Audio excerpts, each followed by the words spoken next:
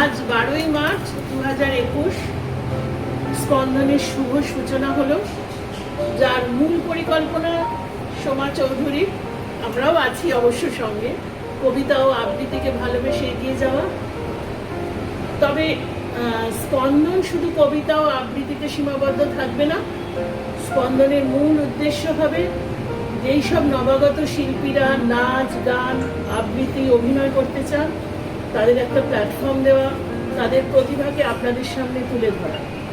তাই আজ থেকে নবাগত ও পুরাতনদের নিয়ে স্পন্দনের পথ চলা শুরু। আর স্পন্দনের এই যাত্রাপথে আপনাদের সহযোগিতা, ভালোবাসা ও শুভেচ্ছা আমাদের একান্ত কাম্য। স্পন্দনের সাথে থাকুন, স্পন্দনের পাশে থাকুন। ধন্যবাদ।